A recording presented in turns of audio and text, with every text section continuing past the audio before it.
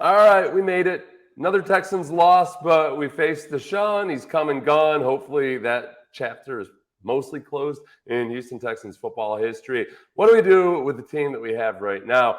The biggest question this week is, okay, we moved on to Kyle Allen from Davis Mills. What's the sense in going back to Davis Mills? Why bother? Personally, to me, it's about two things. One, getting a chance to look at other players, receivers, running backs, everybody else without turning the ball over quite so frequently. Because, hey, Kyle Allen in 2 games has 8 turnover-worthy plays as deemed by Pro Football Focus. They go through and they grade quarterback plays and say, okay, well, this easily could have been an interception even if it wasn't. Some interceptions, they'll say, well, it was an interception, but it was kind of bad luck. So they don't grade that a turnover-worthy play. But reckless, careless play or bad throws by quarterbacks tend to get labeled turnover-worthy plays.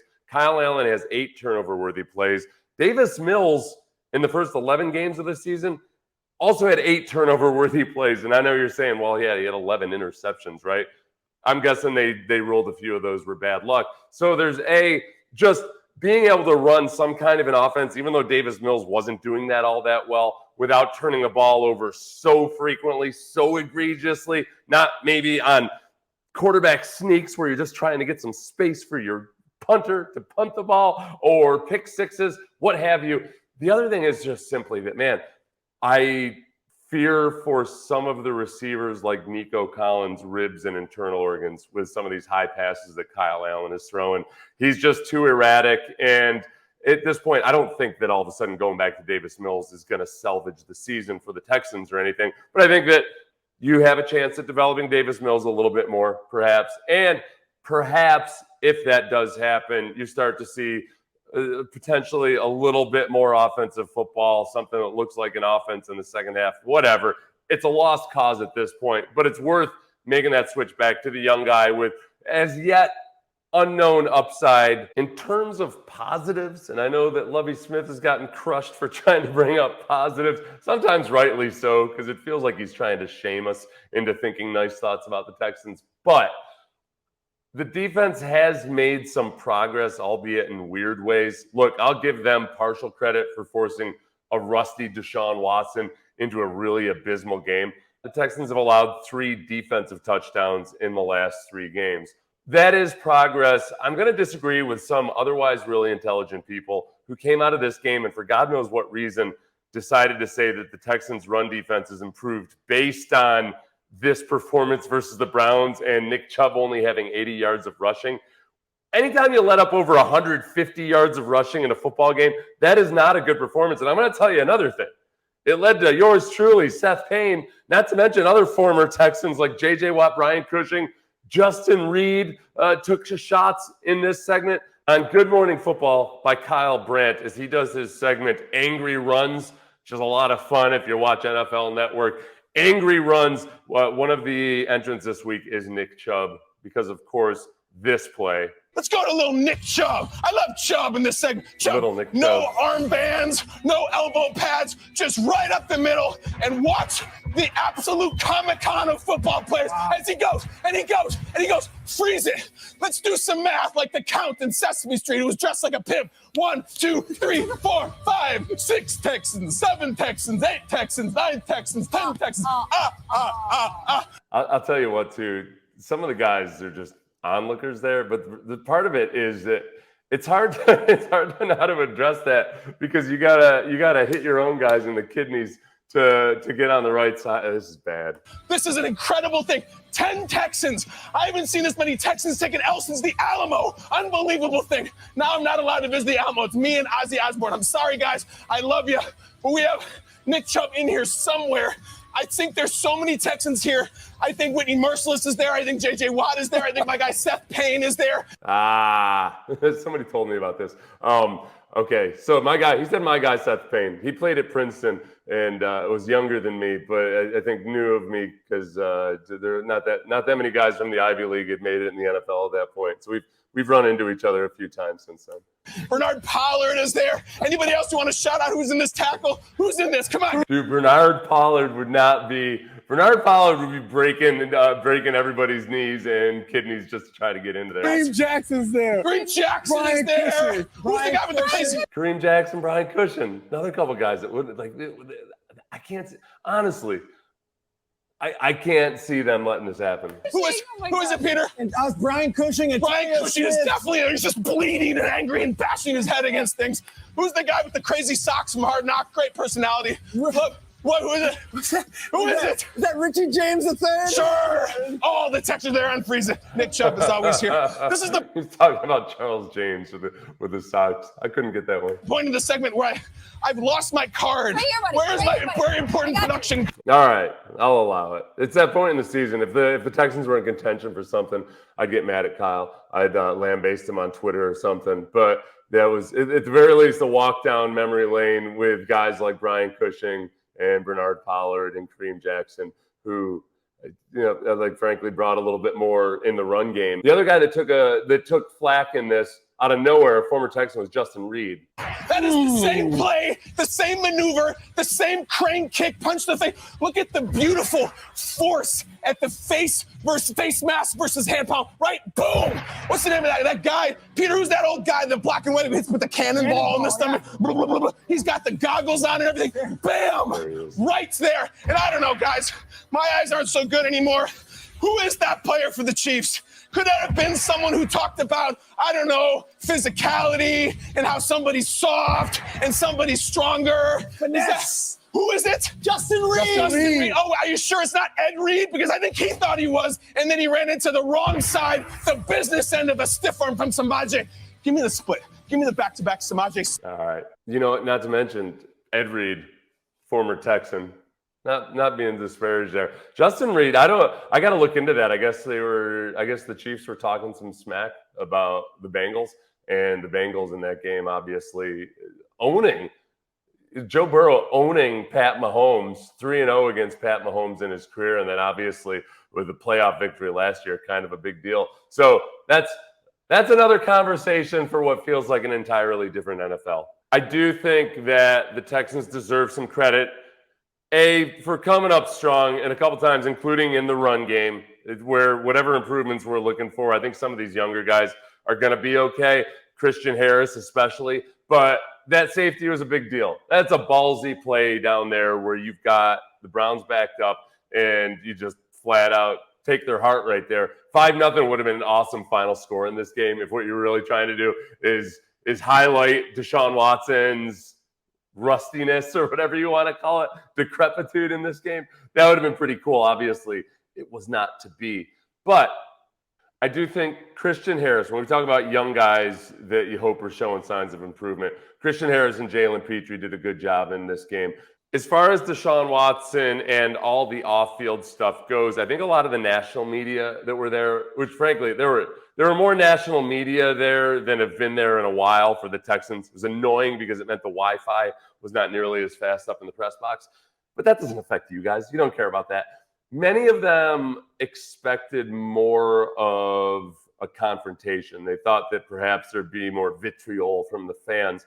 And as we talked about last week, part of it is just a numbers game. There really haven't been that many Texans fans showing up to these games. So there's that. But then also, as I told Albert Breer after the game, as I was chatting with him, walking out to the parking lot, I think a lot of Texans fans, myself included, are just kind of tired of being a spectacle for non-football reasons, whether it's the saga of Jack Easterby or Deshaun Watson and those multiple dramas or anything else that's happened over the past 2, 3, 4 years. It's just gotten tiresome. And I think so many of us just want to return to normalcy that anything like this just feels like piling on more to some of the dysfunction. So I hope this was part of the very end of it, the last dying vapors of the extreme dysfunction. There's always time we can botch a million things up between now and the draft, but there's a window here. There's a window of opportunity. One moment of drama that Albert Breer himself did not miss. He took this video and tweeted it out of Deshaun Watson coming up to greet Cal McNair during warmup. And I want you to watch Hannah McNair, Cal's wife, and exactly how she responds to the situation. Lots of Browns fans there. runs over to his center. It looks like there's Hale, Jimmy Haslam, and Hannah turned her back. It looks like he maybe thought about it. Watch him. I bet he catches Cal as he's running there, sees the center, turns around, thinks, all right, I'm going to go say hi to Cal. Yeah, I bet it wasn't pre-planned. He just thought, all right, maybe this is the right thing to do. Shakes Cal's hand, says something to him, turns. Is he looking at Hannah and seeing when Hannah's turned her back? I don't know, man. All right, we're officially done with it. I feel bad because I think people that last week might have not known me before but came to my YouTube channel just to check out things, thought that this was a Deshaun Watson-oriented channel. It's been much too much of a focus in all the wrong ways and for all the wrong reasons for a long time now. So we'll move on. Thank God. Just staying on the offensive side of the football yesterday, I thought at times I thought Damon Pierce, looked more to the true form of what he's been in the past. Thought he ran hard and it's just, again, Damon Pierce. I do think we saw more vintage Dameon Pierce. He had a chance to, it's hard not to say Damon Pierce after you hear Lovie Smith say it a few times. After Dameon gets a couple years under his belt, he's going to have to tell Lovie about this. So Dameon Pierce had that vintage, hey, lower his shoulder, drive through contact, somehow stay moving even as his torso is vertical to the ground. That was nice to see. I think the offensive line is benefited a little bit from, A, facing a Browns run defense that's not that good, and B, maybe figured a few things out, hopefully. You have had now time to review the film. What's your evaluation of Kyle, and what are the sort of responses you think about? What's your evaluation of Kyle? Or do you think about Davis Mills? Well, Kyle was, he was a quarterback of our offense yesterday. We didn't get anything done offensively. So it's pretty hard to talk about many of the good things that anybody, on that side of the ball did. That actually is one thing that was a pet peeve of mine with Deshaun in 2020. When Deshaun had a really good year passing, the offense still wasn't scoring enough points. They're around about bottom third of the league in scoring actual points. And that's where I feel like the quarterback needs to take ownership of the entire offense. But again, we're moving past that. Kyle is a part of that. And as we go forward, it's like, I've seen the video, of course, a few times. And the play at the quarterback position wasn't good enough yesterday. That sounds like a quarterback change is coming. The problem is you've got a guy who the last time he was out there had 5 yards of offense in the first half in Davis Mills. Is there potential that you can go back to Davis Mills? Guys, you kind of know how we do it right now. On a Monday afterwards, can talk about that play right there. As we, things kind of get out a little bit quicker around here. If there's a change that we're going to make in any position, you guys will know it right away. But first, I'm going to kind of talk to the guys about all. Okay, that's interesting. You said things around here get out kind of quick. I wonder if that's an around here statement, as in the Houston Texans organization. But I wonder if maybe Lovie doesn't realize how much the NFL's changed in the last 10 years. There's no keeping secrets anymore. They used to go over phone records because guys didn't have cell phones trying to figure out who might have been a leak. This is a big deal when stuff was leaked back in my day, but it's not that way anymore. And maybe Lovie, after being at Illinois and not necessarily keeping up with everything, hasn't realized how quickly information gets out there. So if there is a quarterback's change this week, they're not going to try to weirdly obfuscate it for the entire week after the cat's already out of the bag the way they did with the original quarterback change. All of the things that we're going through at all positions. Do you see a common thread with the turnovers that Allen's having, or are they all individual incidents? Well, as we look back to the, a couple weeks ago, a lot of it, Christy, kind of comes down to decisions you make at that position.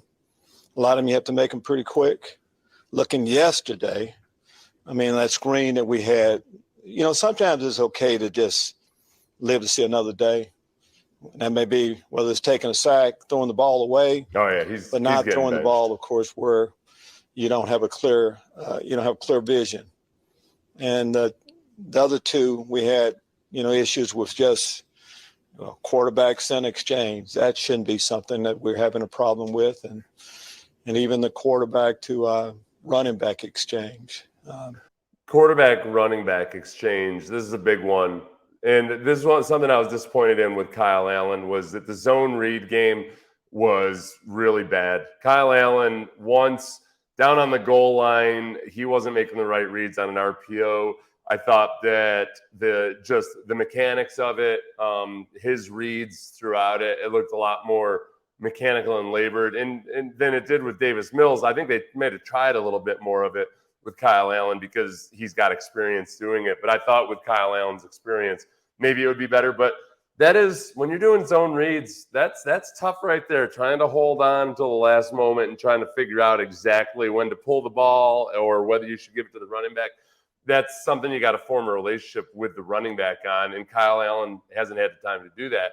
Tavier Thomas yesterday punched the ball out. That's just a base part of ball security on the offensive side of the ball. Anybody that has possession of the ball. Tavier Thomas, first quarter MVP, the player of the game of the first quarter, because after Jerry Hughes almost had a sack on Deshaun Watson, Deshaun spun out to his left. It started to look like it might be a replay of that incredible ping pong play from the Bills game. And Tavier Thomas came up out of coverage to pressure him. Steven Nelson ended up breaking up the pass, but with a pressure from Tavier Thomas. And then on the next series, that's when Tavier Thomas poked out the ball. So, yeah, Tavier Thomas, a guy that, ultimately will probably be forgotten in the annals of Texans history because he's been doing most of his good stuff during lost seasons. But I salute you, Tavier Thomas. You'll live forever on YouTube. You were talking about the defense there. When you see Obo, Gronko, and Michael Domfor, Lopez, it seems like they're in spaces where they need to be on the run defense. And I mean, what did you see from yesterday in the progression that they were making, and how that's been? Well, Obo, I think he's played good football since we moved him into the starting lineup. He's an athletic guy that plays hard every down. He can rush. A lot of times you're looking at defensive ends, they need to be able to play the run and stay in their gaps. They need to be able to rush and win the one-on-one battles. He can do that.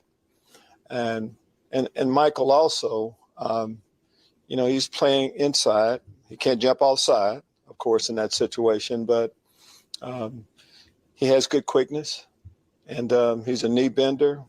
And I'm saying that for Roy Lopez played his best game yesterday, I would say, also up front. As far as Okoronkwo goes, Malik Collins, a few of these guys, somebody was talking to me about this the other day, and he made a good point. I think maybe it was James Palmer from the NFL Network, which is that a lot of these guys, they'd be awesome as part of an 8-man rotation, but they're not necessarily the studs you want on an actually good defense. So hopefully maybe Okoronkwo is a guy that can stick around and be one of those guys. It's always tricky figuring out contracts and what a guy's going to make being potentially a backup. But Okoronkwo runs around. He's got a great motor. He just hustles, and he makes plays. You just don't necessarily want him out there every single down. And that's not what Lovie Smith wants. Who knows who the defensive coordinator or head coach is going to be next year. Maybe it's a completely different style of defense. I hope that it's not, just because it's hard to continually change schemes from year to year to year and try to implement different types of athletes into different schemes that they're not suited for. That's how you end up just continually being in reset mode. So if it's Lovie Smith or if it's not, I do hope that they at least stick with this theme of having rotating defensive linemen that ideally could get after the passer a little bit better than they are right now. But these guys are actually doing a better job than they were earlier in the year. Some young players, they're going to have to go through some, get their nose blooded a few times, and eventually it clicks. We're talking about up front. It always starts up front, but Jalen Petrie, I've talked about, hey, Jalen's got to quit. He's missed too many tackles. Thought he was outstanding yesterday with his play. My answer to you, it takes time. And we're going to get a chance to see now, and everybody can put together one, maybe two, just being consistent. And that's what we're going to need to be. You know, with Jalen Petrie, I think the adjustment that I would have wanted to see, he's started to make, which is at Baylor, he played a lot closer to the line of scrimmage. In a lot of ways, he was more linebacker and occasional slot defender than he was a true safety. And with a guy like that who plays a million miles an hour, coming from deep safety up and trying to make plays, it's a whole different closing speed on stuff like that, as you're also learning to deal with the speed of the NFL. So it's nice to see that Jalen Petrie, I think, is making that adjustment. He still sometimes has some glancing blows, but I think he's learned how to settle in and settle down, like physically settle down, bend your knees, sit down and make a play instead of just come flying in and thinking you're going to be able to kamikaze your way to glory. It's got to be more measured than that, and he's made progress. We understand where we are in the playoffs and all that. We have 5 opponents coming up, starting off with the Cowboys. To finish this the right way and have a good taste in our mouths is what it's about now. Okay, quick stat on that. The Texans have 5 opponents coming up. They do have the 3rd hardest remaining strength of schedule. So most notably the Cowboys and the Chiefs. Those are 2 teams that obviously might pose some problems to the Texans. For the most part, the Texans, I think, have done a better job of not getting completely blown out than people would have anticipated or expected. And I think that's where Lovie doesn't want to hang his hat on that. But if I'm a head coach and I'm looking at Kyle Allen and those turnovers and just how bad it could get versus a genuinely good offense, especially like the Chiefs, I don't think he wants to face that. That's the stuff that goes down in infamy. Gliding along and being able to claim you're a couple scores within winning by the end of the game. Lovie, I don't know if he likes being able to do that, but he's been able to say that. If you turn the ball over that many times in such a bad fashion as Kyle Allen did, that's showing up in all the low light reels and just the, oh my gosh, you got to fire Lovie Smith right now. So I don't blame a guy if at this point he starts thinking a little bit about, at the very least, job security, then pride, ego, all those things. Takes a hit when you're losing by 4 or 5 touchdowns.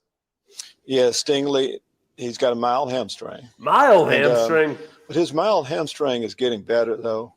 As you don't know how much you're watching him. He was on the sideline yesterday. It's been 4 weeks of mild hamstring. Ball, and so he is getting better.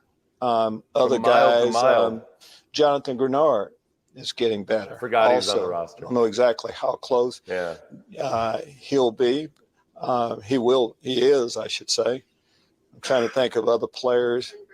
I'm sorry. Yes, Rex is getting better also. You know, he was in a concussion protocol. And Rex Burkhead. I think he was on the sideline too. All of our players. And no Eno Benjamin. Right now, they're all getting better, and we'll see how they fit into the mix. Please, just show me some Eno Benjamin. You pick him up on waivers. He's got a good highlight reel. My policy is when the team picks up players and the team is struggling, I only watch highlight reels. So I've seen Eno Benjamin's good plays. I've seen his electricity in the run after the catch. I've seen his ability to run either from scrimmage or as a receiver, all of these things.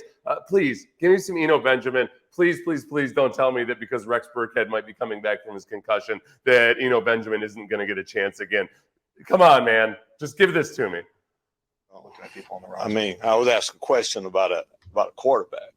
Let's start with that. No one said that we're going to add anyone. What I say is that we're trying to figure out our current roster and how we can get better play from the quarterback position. We haven't gone any further than that. As far as Baker Mayfield, and by the time you watch this, he may have already been picked up on waivers. I would be really surprised if Baker Mayfield gets picked up by the Texans, just because I don't think that anybody looks at him as the future. I mean, he couldn't make it with the Panthers.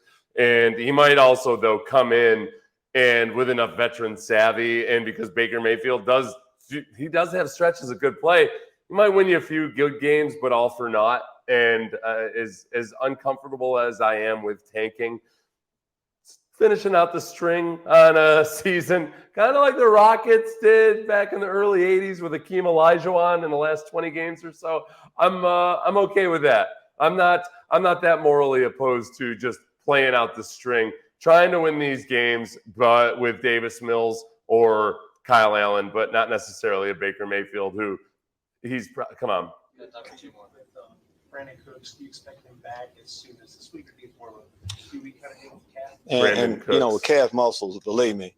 Now, okay, full disclosure. I mean, I probably wouldn't tell you anyway, though.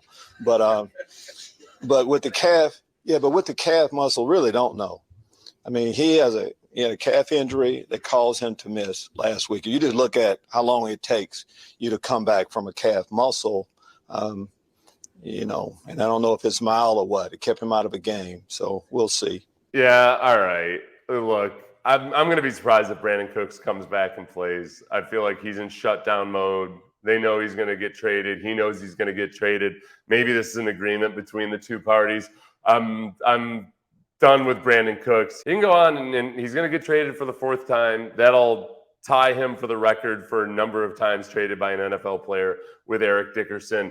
And it'll be on to the next one. Godspeed and good luck to you. It's just not destined to be for a guy that isn't as old as you think he is. He's actually quite young. He's got a few good years left in him. Once this mysterious calf injury heals, could take a long time, I'm told. Brevin Jordan, what did you think of how Brevin played? He had been inactive for a few weeks, and OJ is normally up. Just kind of went into that. Well, I think he did some good things blocking, but Brevin would tell you that was a big play on that penalty on the sideline. I mean, we had momentum, had an opportunity to get more points then, and we had a drop too. So, but you expect some of those things when a guy hadn't played a lot.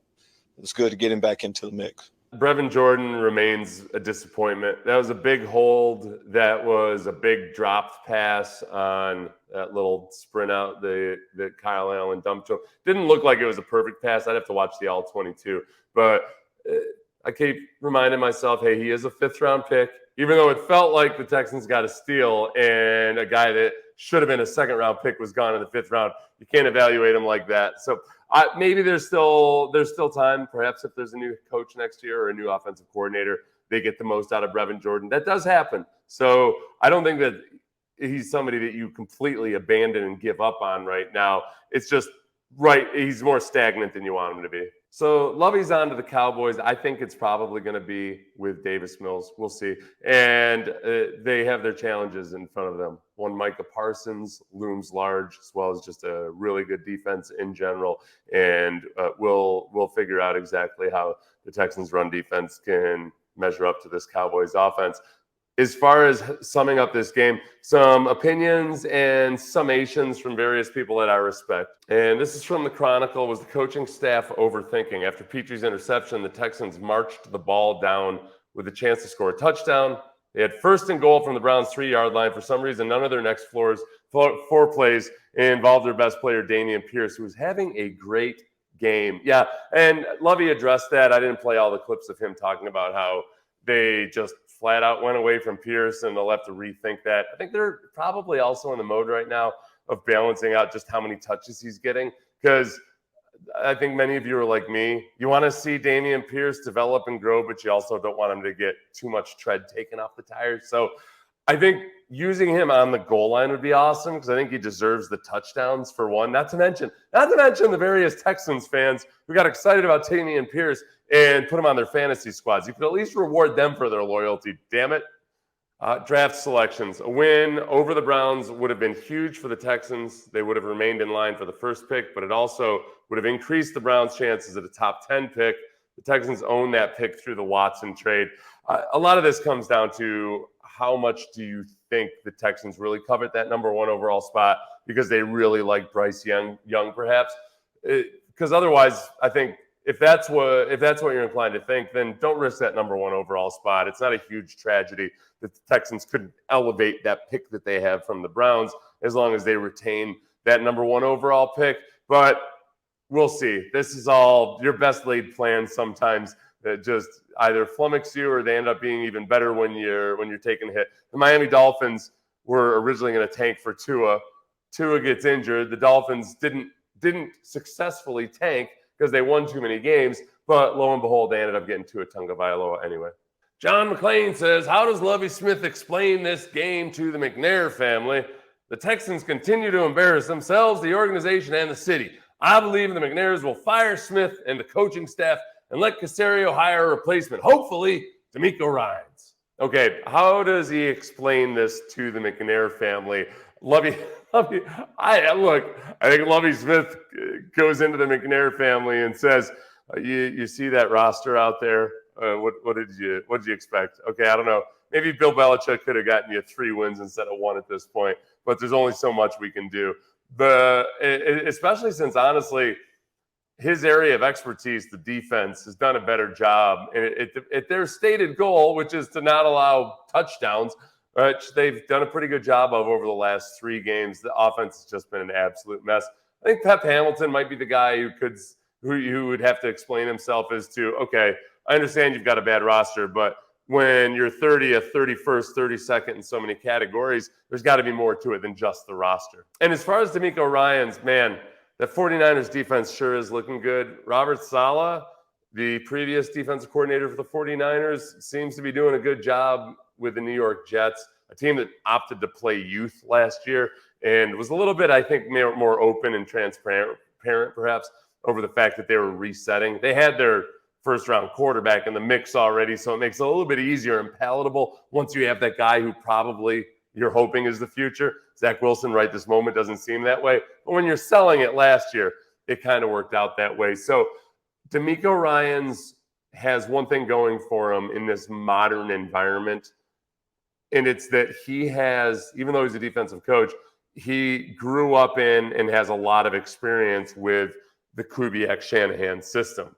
Obviously, he's out there with Shanahan right now. He was here as a rookie, and for his first several years with Gary Kubiak, he understands exactly how to practice against that offense, how it works, having had conversations with guys, both coaches, players, working in it now.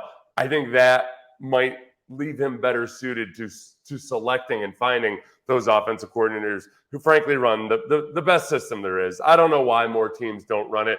When I was a player, I used to wonder, why doesn't everybody run this offense? It's awesome. Landry Locker, my co-worker at Sports Radio 610, says Pep Hamilton should be fired. He threw the ball 3 times on 1st and goal from the 3. He's awful. Pierce didn't touch the ball. This is the first game where I hesitate to criticize based on run or pass selections. Because so many times you wonder, why didn't the guy run? And it turns out, okay, it made sense to check the pass in that moment.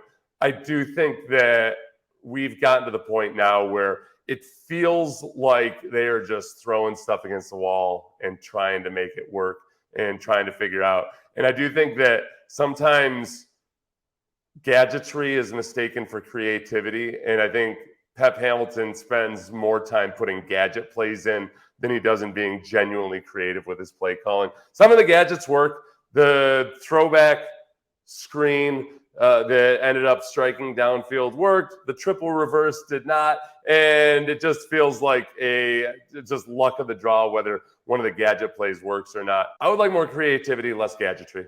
Oh, and as far as McClain feels about whether or not the Texans should claim Baker Mayfield, the Texans claiming Baker Mayfield would be one of the dumbest things I've ever heard. I have to admit, though, he's terrible and would fit right in. He might retire if that happened or sign with the XFL. The Texans are going to draft a franchise QB with the first pick. Oh, okay, well, last time John guaranteed the Texans would draft the number 1 overall quarterback, the Texans ended up taking Jadeveon Clowney, and John had to eat a section of the Houston Chronicle because that's what he promised he would do if the Texans didn't draft a quarterback. It feels early in the process for John to be making such proclamations. Luckily, print media isn't as prevalent anymore, so maybe he can make some kind of he'll do some kind of TikTok challenge or something if his prediction doesn't come true. Hey, we'll get you set and ready for this Cowboys game. It'll be a fun one. I don't know what kind of fun and for whom, but it's going to be a fun one. This Cowboys team just scored 33 points in the 4th quarter of victory last week. But the Texans have entered that territory of team in which they are now a trap game. Go ahead and overlook us at your peril, Dallas Cowboys.